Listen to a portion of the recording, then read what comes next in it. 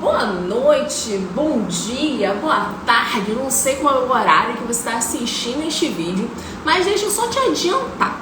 Este vídeo aqui é para mulher que quer reconquistar o ex, porém, que nesse processo de tentar reconquistar, de atrair novamente esse ex, essa mulher está se percebendo mais desatenta, está se percebendo não produzindo mais igual produzia antes. Esse é o seu caso? Você está focando, você quer reconquistar o seu ex, só que você olha para sua vida e tu tá vendo sua vida de cabeça para baixo. Você não consegue focar em mais nada. Você não consegue estudar mais, você não consegue produzir igual você produzia antes no trabalho. Se esse é o seu caso, minha amiga, tu fica neste vídeo aqui, porque este vídeo é pra você. E além disso, a gente vai ter a presença de um ilustre convidado, que é o nosso doutorando em psicologia, Ivan. E ele vai nos ensinar a lidar com algumas coisas bem pontuais, para te ajudar a fazer a sua vida acontecer nesse meio de campo. Porque lembra, mulher com vida travada não reconquista ex nenhum, amor. Então você tem que ter uma vida maravilhosa acontecendo. E eu vou te mostrar como é que tu faz isso, como é que tu resolve aí esse meio de campo, como é que você começa a olhar mais pra você, porque isso é muito importante. Larissa, e a estratégia? E aquele paranauezinho, aquela estratégia que eu jogo e ele vem? Amor, existe estratégia? Super existe. Eu te ensino estratégia? Sim, eu te ensino estratégia. Só que eu quero que você pense em algo além disso. Porque não adianta você só atrair esse cara meio que ficar interessadinho ali em você, porque lembra, até a possibilidade dele se interessar por você de novo vai estar diminuída, caso a sua vida esteja ali parada, caso a sua vida não esteja acontecendo. Agora, se esse cara, mesmo com a sua vida paradinha ali, se interessar por você novamente, você não vai conseguir manter esse cara interessado. Por quê? Porque você não está olhando pra você. Então, por isso que eu gosto de falar, e soa um pouco impactante, e é pra soar mesmo, que mulher com a vida travada não reconquista um homem que ama. Por quê? Porque quando eu falo que você tá com a vida travada, é sinal que você tá com a sua vida parada. É sinal que você não está se olhando. E qual é o problema disso? O grande problema disso é que quando você não está se olhando, você não se vê atraente. Então, se você não está se vendo atraente, se você não está se dando atenção, quais são as chances que você acha que você tem de outra pessoa te dar atenção também? Não vai existir. Eu tô esperando o nosso convidado aparecer por aqui, que eu acho que ele tá meio perdido no rolê. Não sei cadê ele. Não faço ideia onde está. Deixa eu chamar ele aqui. Pera aí. Cadê? Só um segundo. Daqui a pouco ele aparece. Então, o que acontece? Você precisa saber o que você vai fazer nesse meio de campo. Não é bobeira. Porque senão você acaba queimando a largada. E não adianta. Porque estratégia por estratégia, você vai ficar... Olha, chegou aí. Estratégia por estratégia, você vai ficar a ver navios. Então, vamos olhar mais a fundo? Vamos se olhar mais? Vamos se entender mais? Então, é por isso que eu decidi fazer essa live de hoje com esse baita convidado. E eu só vou ler algumas coisas para você saber quem é esse convidado. Vou te chamar já, Ivan. Esse nosso convidado, ele é psicólogo especialista em neuropsicologia, doutorando em psicologia na UFRJ, mais conhecida como Rural. Atualmente, ele atua no Centro de Saúde Renascer como psicólogo clínico. Além disso, também atua como professor universitário na Faculdade Estácio e na Faculdade Unifar. E, para fechar, com a cereja do bolozinho, ainda é bombeiro militar. Esse cara, né? Hoje a gente está bem munido de profissional. Então você fica nesse vídeo até o final para você adquirir mais conhecimento e saber o que fazer nesse meio de campo. Enquanto você está tentando reconquistar o seu ex, enquanto você está olhando para isso, você tem que estar olhando para você também. E esse vídeo é sobre isso, para te ajudar, para te ensinar a olhar para você e para alguns aspectos extremamente importantes que você não olha, vocês não olham, as mulheres não olham e no final se lasca. Então vamos chamar esse convidado. Cadê ele? Chega mais, chega mais. Daqui a pouco ele aceita o convite, porque tem um pequeno delay. Já já ele... Boa noite! Oi, Larissa, boa noite, tudo bom? Você me ouve? Tudo bem, Fialho? Fialho não, gente. Tudo bom. Não tem jeito, né? Não tem jeito, né, Não Larissa? tem jeito, não, mas eu vou Mais expulsar forte, é Ivan. mais forte do que a gente. Não, imagina. Pode ser Fialho também. Ivan, primeiramente, muito obrigada. Porque, olha, para quem está assistindo esse vídeo no replay, deixa eu só te situar nesse cenário. É um sábado à noite, simplesmente 7h43 da noite, e esse ser humano aceitou um baita convite para falar com você, mulher. Então, valoriza esse homem. Valoriza esse profissional que não é qualquer um, você tá entendendo? Não, perfeito, Larissa. Eu que agradeço a oportunidade, né, estar aqui, né, principalmente pelo convite. Muito bacana, né? Sair um pouco da minha área mais tradicional, vamos dizer assim, e espero tentar contribuir de alguma forma, né, para as pessoas que estão ouvindo, né, de uma forma que a gente consiga divulgar, né, o conhecimento psicológico para todos. Então, é muito bacana estar aqui hoje. Muito obrigado pelo convite. Fialho, eu só vou pedir uma coisa, Ivan. Fialho, Ivan. Tem como você falar um pouquinho mais alto? Ah, beleza. Não, perdão. Tá me ouvindo melhor? Ah, tô. Vê se foi. Foi? Ah, não, beleza. Vou repetir de novo Porque então, eu porque sou acho a que não base deve ter da ficado muito gritaria, bom. né? Aí eu Sim, converso com sim. uma pessoa que tem um tom Entendi. normal, aí me dificulta. Não, imagina. Eu agradeci, né, porque é uma oportunidade muito bacana, né, a possibilidade de levar a psicologia para outras áreas também, né, sair um pouco do contexto acadêmico e contribuir, né, para as pessoas de uma forma geral. Então, obrigado pelo convite. Agradeço. Obrigada eu, né? Não, obrigada eu. E eu já vou começar te perguntando. Posso já começar, né? Claro, por favor. Atirando perguntas aqui neste vídeo.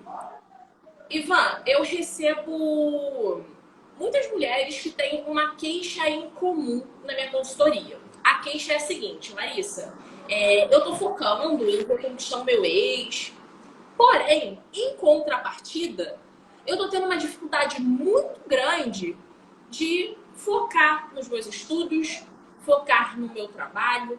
Essa mulher, ela se queixa de não estar conseguindo render. Você tá entendendo? Além de ela querer reconquistar o ex, que aí eu entro e oriento ela e ok. Só que eu estou com esse gap e gostaria muito que você falasse sobre isso, porque você é gabaritadíssimo para falar sobre isso. Em relação a essa falta de produtividade, por que isso acontece? Por que ela tá perdendo foco? Por que ela não considera que tá rendendo mais? O que você tem para falar sobre isso pra gente? Perfeito, Larissa. Muito bacana a pergunta. Só para adiantar, a minha fala ela vai estar baseada em 3 livros que eu entendo que são muito importantes dentro de uma abordagem específica da psicologia. Que abordagem é essa? Essa abordagem é a terapia cognitivo-comportamental. E os livros, né, falando de uma forma muito sucinta e até como sugestão de leitura, o primeiro é Para Além do Amor, o segundo, Teoria Cognitivo-Comportamental, Teoria e Prática, e por último, Teoria Cognitivo-Comportamental baseada em evidências. Por quê? Para que a gente possa ter uma fundamentação científica de tudo que a gente for abordar aqui. E o primeiro ponto que é muito importante é a gente falar justamente dos princípios dessa abordagem. Essa abordagem, ela vai divulgar uma ideia, um princípio basilar de que a cognição, os nossos pensamentos, eles vão mediar todos os nossos comportamentos. Então, em todas as nossas atividades, o papel da cognição é um papel de mediação. Então, por mais que a gente não perceba, ela vai estar presente em diferentes situações.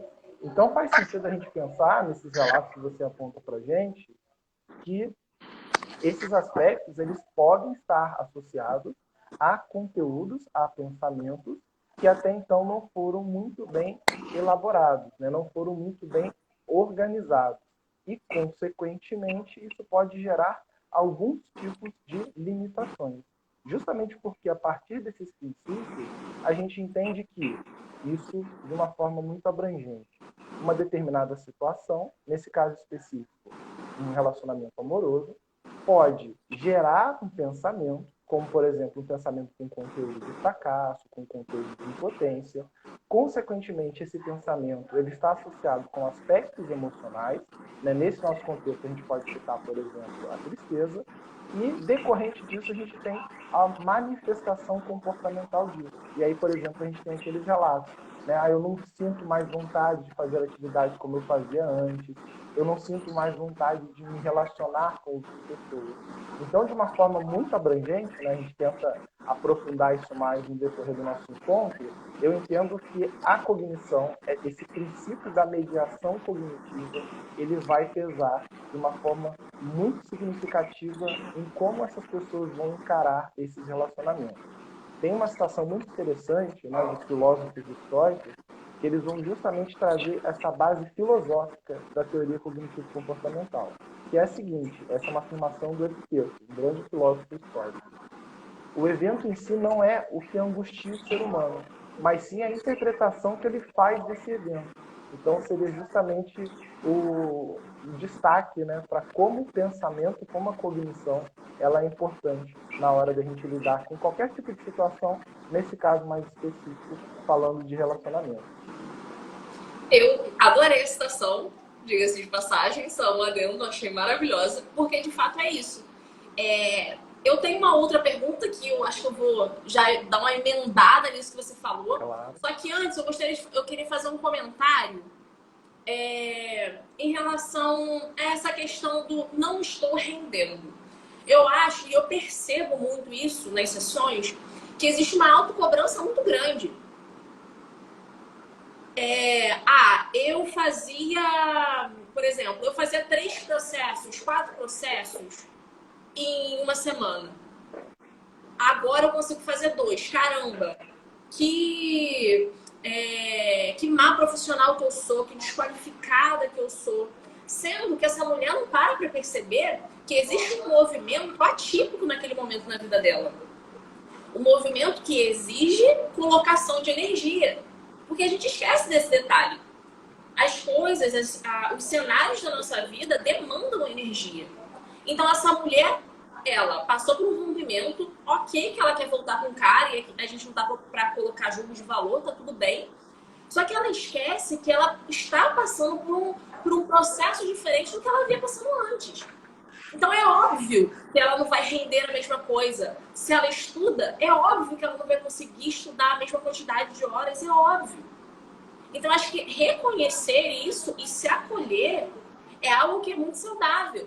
É muito melhor do que ela ser a própria algoz dela, falar, nossa, que meleca de ser humano que eu sou. Caramba, não sirvo pra nada. Então, assim, esse balanceio é muito importante. Você falou algo que aí eu lembrei dessa questão, acho importante pontuar também. Você falou alguma coisa que me lembrou de uma das minhas sessões em relação a isso, que a reclamação era, caramba, eu tô me sentindo uma bosta, porque eu não tô conseguindo fazer o que tem que ser feito. Eu falei, você parou para se avaliar? Parou para avaliar o cenário da sua vida? Você está percebendo que é diferente? Que está demandando energia para outra coisa? Então, vamos pegar leve também, gente. Se a gente não se cuida, não se acolhe, é complicado. Se nós somos as primeiras a nos chicotearmos, a parada fica estreita do nosso lado. Perfeito. Alguma coisa para pontuar? Não, é exatamente isso. Você destacou de uma forma muito prática como que a mediação, né, como que os aspectos cognitivos eles vão permear as nossas decisões. E aí é bacana a gente correlacionar com o seu exemplo, porque pessoas vão passar por situações muito parecidas, mas nem todas vão apresentar essa cobrança. Então, isso fica claro para a gente que essa cobrança ela não é inerente à situação, mas sim ao conteúdo cognitivo daquilo que está mediando aquela situação. Então, se a gente tem um pensamento, por exemplo, de que você precisa dar conta de tudo aquilo dali, independente do que está acontecendo, faz sentido a gente pensar que essa cobrança vai ser muito maior do que uma pessoa que entende aquele momento como um momento, por exemplo, para trabalhar um processo de luto. Então, seria muito interessante a gente questionar alguns desses pontos e tentar tirar um pouco desse peso, né? Que eu acho que seria muito válido. Mas é exatamente isso. Então, eu vou emendar já a segunda pergunta. Por favor. E uma outra coisa que eu também percebo é que existem formas de lidar diferente. Uhum. Algumas mulheres usam a questão do término e do motivo, às vezes, do término como incentivo para se olhar, para melhorar, e outras já vão para um caminho completamente oposto de autodepreciação. Então, a primeira pergunta, são duas perguntas dentro de uma, é um combo. Perfeito. A primeira pergunta que eu queria te fazer: existe alguma influência prévia de cultura, de ensinamento na família que interfira diretamente nesse lidar com essa circunstância? Porque assim, são comportamentos muito antagônicos.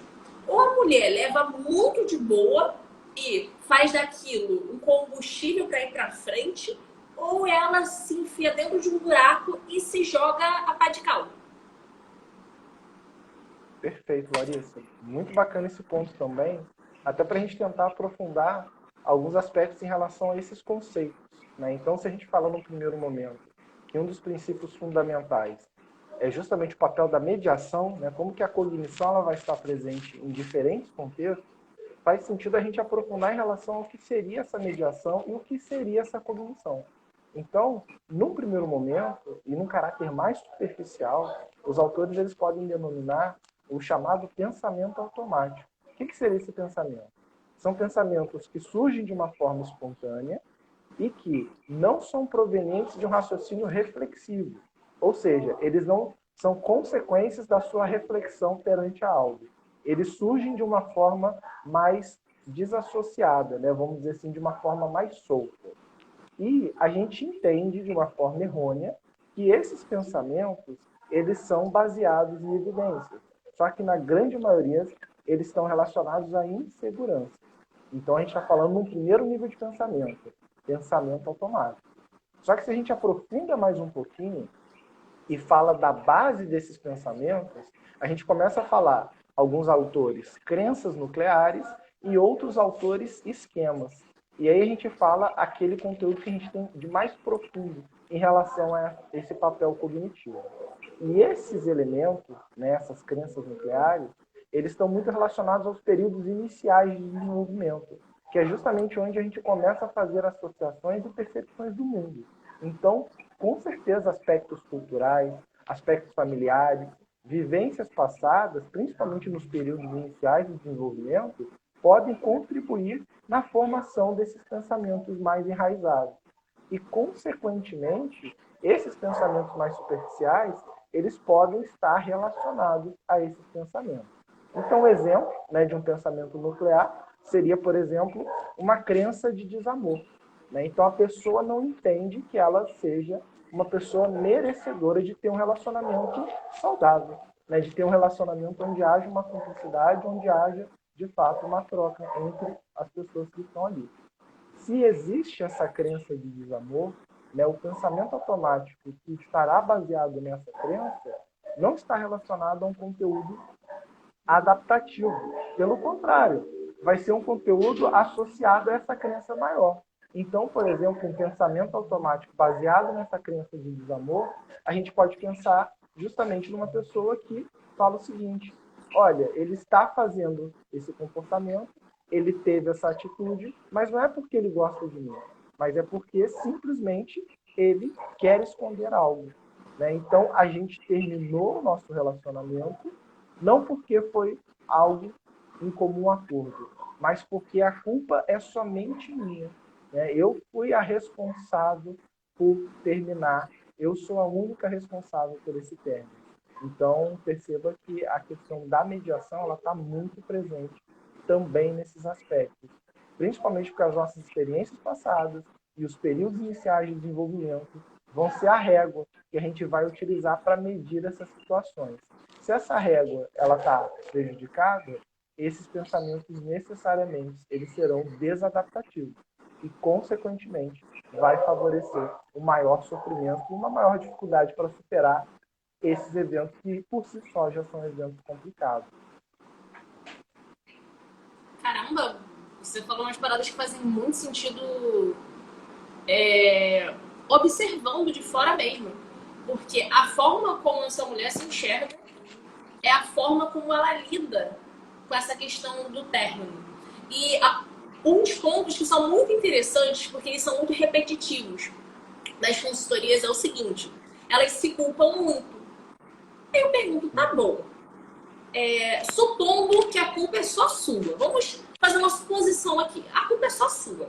Então, supondo que você mudasse tudo que você acredita que foi o motivo do término, qual é a garantia que você tem que você estaria com essa pessoa? Ah, nenhuma, porque na vida você não tem garantia nenhuma.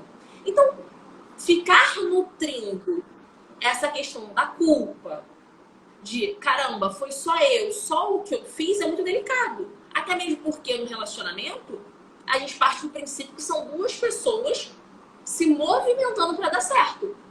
Então, se só eu preciso me movimentar e só eu tenho que me movimentar, logo a culpa toda é minha, você tá com algum conceito de relacionamento meio deturpado aí.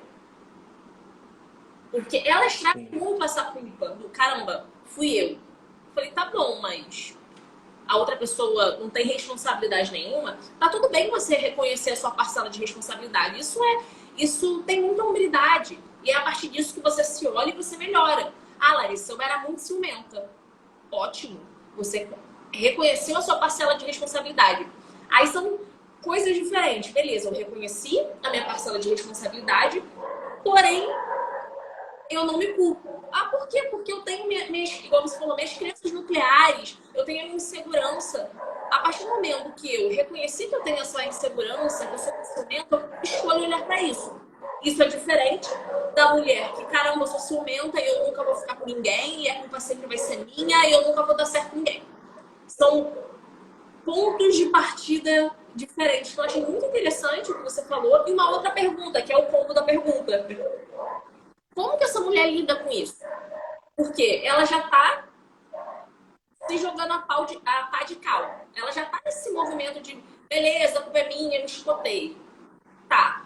Como que ela consegue meio que dar uma quebrada nesse processo? Dar uma quebrada nesse movimento de se automartirizar? Como é que funciona? Qual o caminho que ela pode tentar adotar? Perfeito, Larissa. Então, dando continuidade, né, principalmente atrelado a esse questionamento que você faz, a teoria, né, a teoria cognitivo-comportamental, então vamos resumir tudo que a gente falou até agora, que aí a gente consegue aprofundar nesse ponto que é muito importante. Então, o primeiro ponto é o seguinte: a gente está falando de que a cognição ela vai exercer um papel extremamente relevante em relação a como que nós iremos gerenciar diversos tipos de conteúdo. Então, esse seria o nosso primeiro princípio extremamente relevante.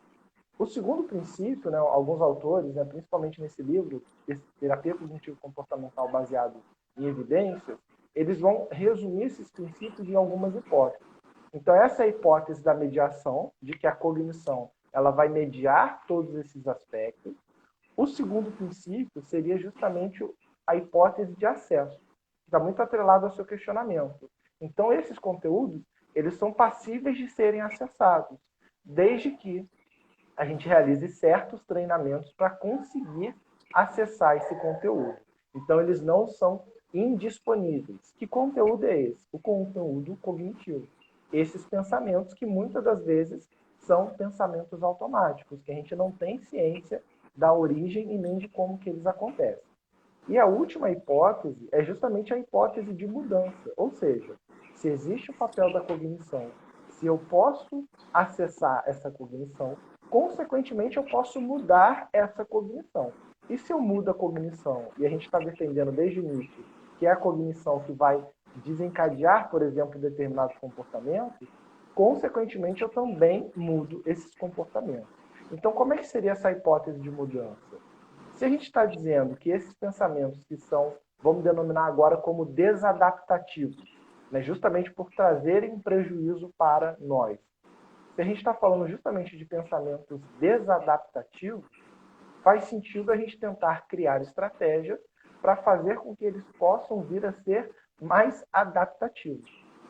E se eu defendo para vocês a teoria na qual apresenta pensamentos automáticos, associando esses pensamentos justamente como aqueles pensamentos que carecem de uma fundamentação e que, na grande maioria das vezes, eles estão baseados em conteúdo relacionados a inseguranças e a vivências, né, não tão bacanas assim do nosso passado, a gente precisa trazer um questionamento para que esse pensamento que não é bem fundamentado, que ele perca as suas bases. Por quê? Se a gente começa a argumentar e questionar algo sem fundamento, esse questionamento ele se desfaz. Então, se eu insisto com você que 2 mais 2 são 5, com uma única pergunta, com um único questionamento, com uma única citação, você vai destruir, você vai quebrar o meu argumento. Agora, se eu falo que 2 mais 2 são 4, você pode fazer a pergunta que você quiser, que eu consigo sustentar o meu pensamento. Então, a ideia seria justamente a gente questionar por quê. Ele não é proveniente de uma reflexão. Então, ele não tem um embasamento. Ele é justamente baseado numa insegurança. Então, vamos lá. Quando esse pensamento surge, a gente precisa estar treinado para identificá-lo. Normalmente, a gente só vai perceber na etapa comportamental, que é a terceira etapa. Né? Relembrando, uma situação vai desencadear um pensamento. O pensamento, ele desencadeia um sentimento ou uma emoção e, consequentemente, nós temos um comportamento. Ou seja, o comportamento é a última etapa do processo. Só que, muitas das vezes, a gente entende ele como o primeiro, porque a gente só começa a pensar em mudar quando ele acontece. Mas olha que bacana, se a gente consegue trabalhar na cognição, a gente não vai precisar nem reverter o comportamento indesejado. A gente já vai prevenir o seu surgimento. Então, questionar esses pensamentos é muito importante. Apresentar outros elementos que possam expandir o nosso foco, que provavelmente está restrito em aspectos prejudiciais. Então, resumindo, a gente precisa identificar esse conteúdo. E isso é um treino, porque a gente não aprende isso na escola. Deveria, né? Mas a gente não aprende. Então, primeiro a gente tem que identificar esse conteúdo. Então se eu tive uma alteração de humor, eu estava muito bem, só que eu tive uma alteração de humor.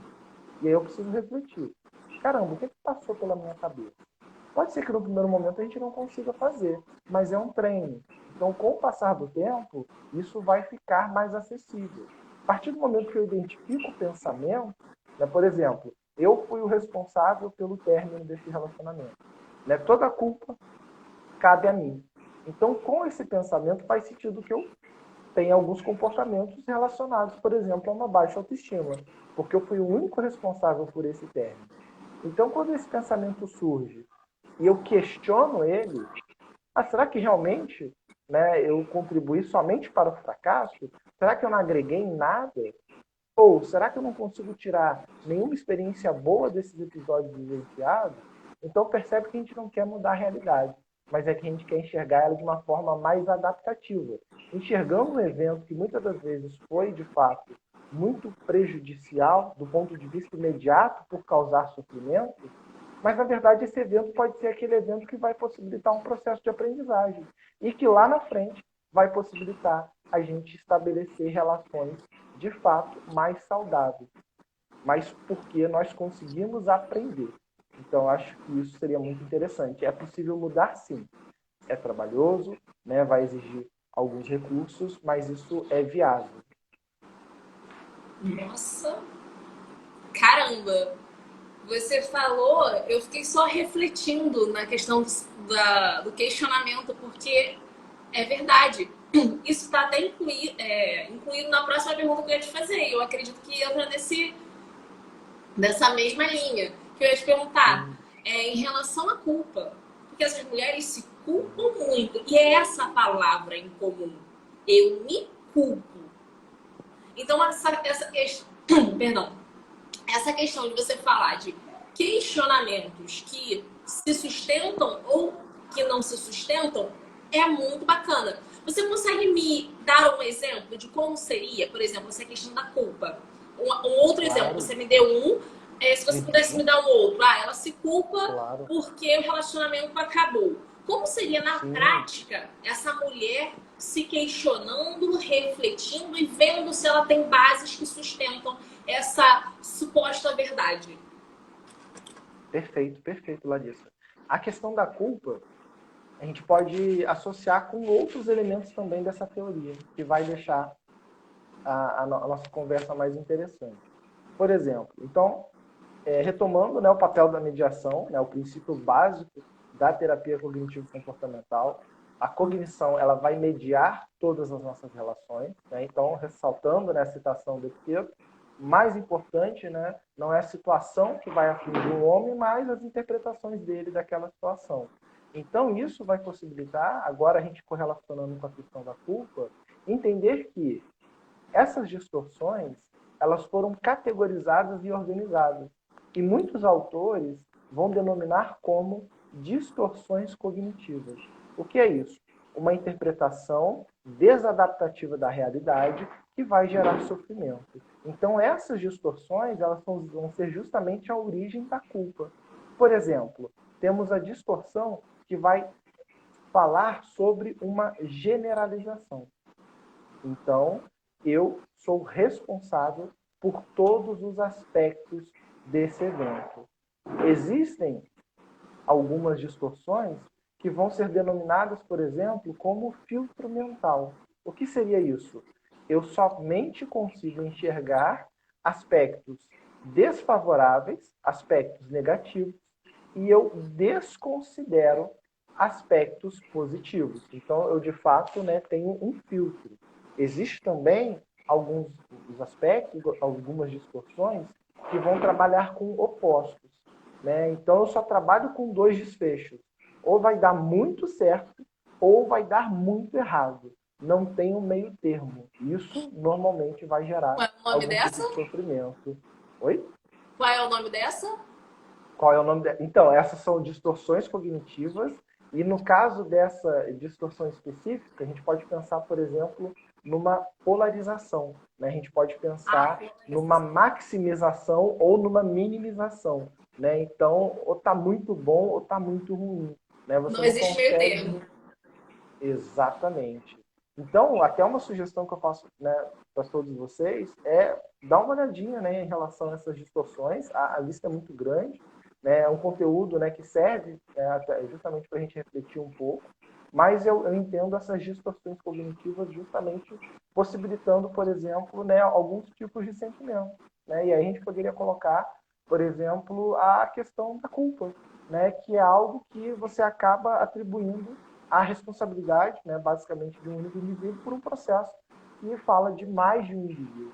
Então, você entender algo como um caráter punitivo, ao invés de uma oportunidade de aprendizado, traz um peso muito grande. Então, eu entendo que a culpa ela pode estar muito associada a essas distorções. Claro que a gente não vai isentar a responsabilidade, né, de que cada pessoa tem em relação ao relacionamento ou qualquer outro aspecto da vida. Né? A TCC ela não vai prezar para que a gente distorça isso, mas sim que a gente tente enxergar aquela situação da forma mais adaptativa possível, porque a partir daquilo dali a gente vai conseguir propor mudanças. Porque o evento por si só, a gente já tentou explanar esse aspecto, ele não é bom nem ruim, mas é a interpretação que o sujeito faz daquele evento que vai iniciar toda essa cadeia de pensamento, que vão poder ser entendidos como algo que foi difícil, que foi complicado, mas que possibilitou, por exemplo, encontrar uma pessoa, né, que possibilitou um relacionamento muito mais saudável, ou não. Né? Aquilo pode ser entendido como a gente está defendendo nessas distorções, como algo que acaba ali, né, e que não faz sentido continuar. E isso provavelmente vai trazer muito mais desgaste, né, até mesmo processo de adoecimento mental. Então, não é o evento por si só, mas todos esses aspectos cognitivos que vão determinar como que a nossa experiência vai ser entendida. E isso é muito importante para a nossa saúde. Então, deixa eu ver se eu entendi o fio da meada. Ela tem formas de olhar o que aconteceu. O evento por si só não é bom nem ruim. Existem mulheres que polarizam, ou é uma catástrofe, ou ela enxerga aquilo, ok, não deu certo, mas tudo bem, vou seguir. Agora, a forma que ela escolhe olhar influencia muito outros aspectos da vida dela. Só para eu ver se organizou as minhas ideias.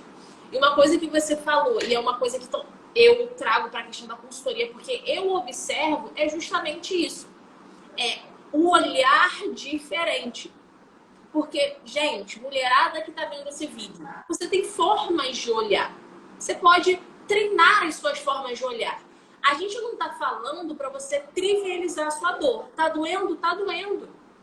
A gente não tá aqui para menosprezar, para invalidar, não. Mas você tentar enxergar além da sua dor. Você treinar a sua forma de olhar. Porque a forma que você vai olhar o fato vai te ajudar nos próximos passos a partir daquilo ali. Ah, Larissa, tem muitas mulheres que me perguntam, Fiado, eu não sei se eu continuo com o cara, se eu tento reconquistar ou se eu supero. O que eu faço? O que eu certo? Não tem certo, não tem errado.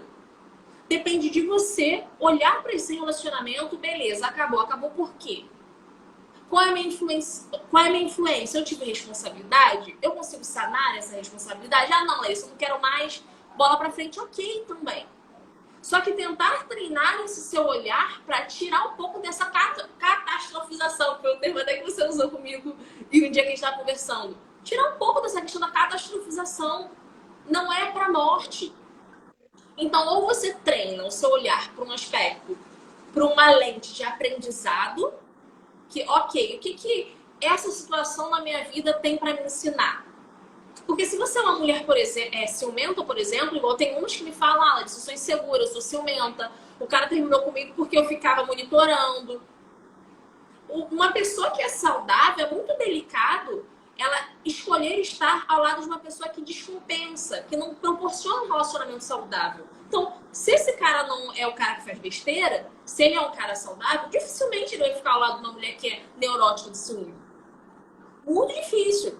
Então, assim, você olha para o relacionamento, viu que tem parcela de responsabilidade sua, em vez de você querer ficar batendo com a cabeça na parede, tenta usar essa oportunidade para você se olhar, entender o porquê da sua insegurança e tentar olhar esse fato a partir de uma outra narrativa. Porque o fato é esse, acabou. Agora, qual é a narrativa que você vai contar a partir disso? É a sua narrativa. E dependendo da forma que você vai contar essa sua narrativa, ou vai prejudicar a sua vida, ou vai nutrir a sua saúde mental. Você escolhe a narrativa. Existe um fato. Agora, como que você vai contar esse fato? Como você vai narrar? Como você vai olhar? Sim. Faz sentido, Fiara? Eu viajei muito. Sim. Não, a teoria, né, esse aspecto da mediação da cognição, né, esse princípio, né, da terapia cognitivo-comportamental, ela está muito aplicada a tudo isso, né, e seriam esses exemplos das distorções, né, como você disse, né, a distorção cognitiva, por exemplo, né, como até você citou, que a gente falou anteriormente, da catastrofização, ela vai enxergar justamente o pior desfecho possível. Ou seja, você desconsidera a possibilidade de outros desfechos. Então, você entende que aquele desfecho, o pior desfecho possível daquela situação, ele é o desfecho de fato que vai acontecer. Agora, quando a gente começa a questionar isso, né, e está aí a importância, né, do profissional em relação a esses questionamentos, né, o psicólogo ele consegue fazer isso muito bem, por exemplo, de tentar demonstrar que, olha, será que não é uma outra possibilidade? Né? Será que talvez isso que você está enxergando como uma única forma de enxergar, será que não teria um desfecho diferente? Ou até mesmo em relação à polarização, né? Que a gente conversou anteriormente. Então, ou vai acontecer isso ou vai acontecer aquilo. Né? Mas será que então a gente não teria uma opção mediana? né, que talvez não seja tão agradável assim, mas que a gente consegue extrair algo bacana, algo positivo. Então, essa teoria, uma teoria extremamente interessante, ela vai defender que esses aspectos cognitivos vão ser os aspectos de origem que vão, por exemplo, estar atrelados a essas alterações comportamentais. Mas faz mais sentido a gente pensar em intervenções iniciais que possam evitar, por exemplo, que a gente chegue a alguns aspectos que são mais limitantes. Então, quando há a possibilidade da intervenção, né, a nível cognitivo, é algo extremamente gratificante, justamente porque, baseado nesse princípio fundamental, a cognição ela vai, de fato, mediar todas essas situações, né, que é justamente a citação, né, dos filósofos estoicos, né, que a TCC está muito relacionado a essa escola filosófica, né, como que as situações, né, como que a interpretação desses fatos é o que vai gerar essas preocupações, e não essa situação de uma forma isolada. Aula. Esse homem dá aula, você tá entendendo? Não é à toa que é professor universitário, porque esse homem dá aula. Toda vez que eu paro pra conversar com ele, é isso. Aula, muita aula. Ivan, faz uma coisa pra mim. Me fala novamente o nome daqueles livros que você falou no começo, que pediram pra eu escrever aqui. Aí você vai falando, eu vou escrevendo.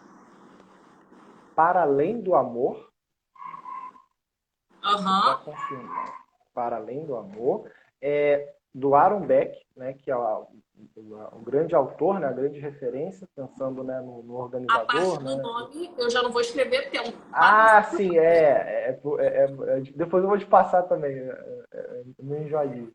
Então, Para Além do Amor, é um livro muito bacana que ele traz essa base da teoria cognitivo-comportamental e ele aplica, né, principalmente se a gente for pegar, por exemplo, a terapia de casais, né? Então é um livro muito interessante. Então fica aqui, né, a sugestão. E além desse livro, né, a gente tem também a teoria cognitivo-comportamental, teoria e prática, que vai justamente focar nesses aspectos, né, mais fundamentais, né, através desses princípios que a gente está defendendo, e também a teoria cognitivo-comportamental baseada em evidências, que é justamente o livro que faz nessa síntese, né, em hipóteses, né, lembrando a hipótese da mediação cognitiva, do acesso ao conteúdo e, consequentemente, a hipótese de mudança. Então, acho que são 3 livros, né, bases, né, dentro dessas teorias que têm a agregar muito para nós.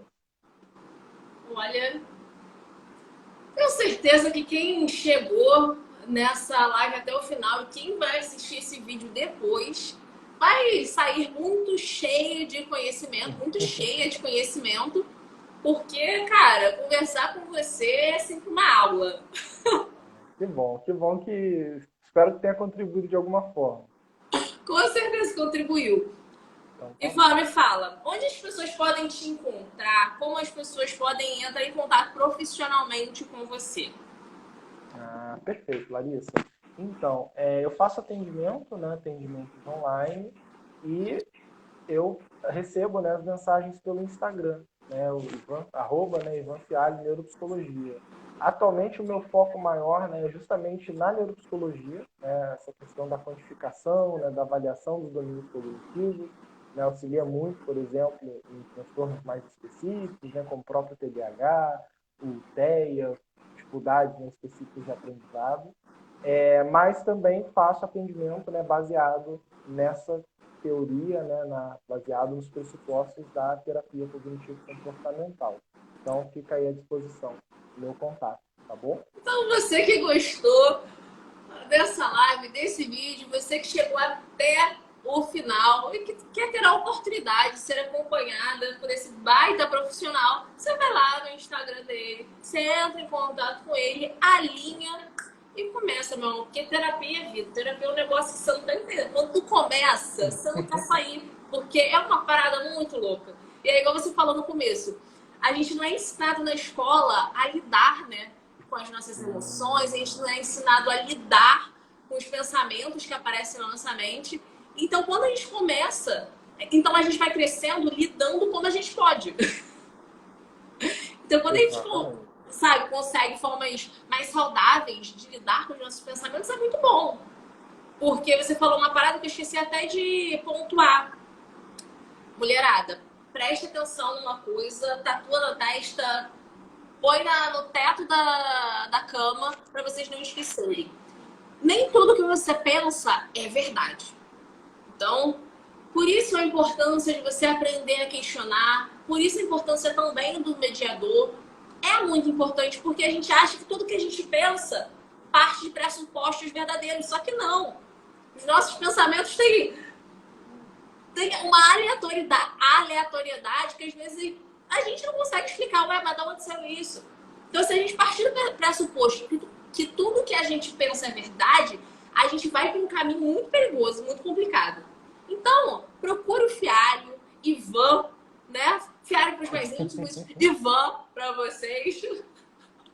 Procura, conversa com ele, porque assim, vocês não vão se arrepender. Fiário, mais uma vez, muito obrigada pela oportunidade. Para quem está assistindo esse vídeo até agora, só lembrando que são 8h23 da noite, um sábado, você tá entendendo? E esse homem está aqui conversando com a gente. Muito obrigada, Fiário.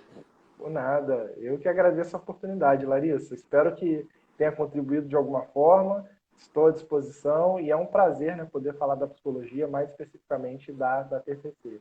Obrigado pela oportunidade. Tá bom, Larissa?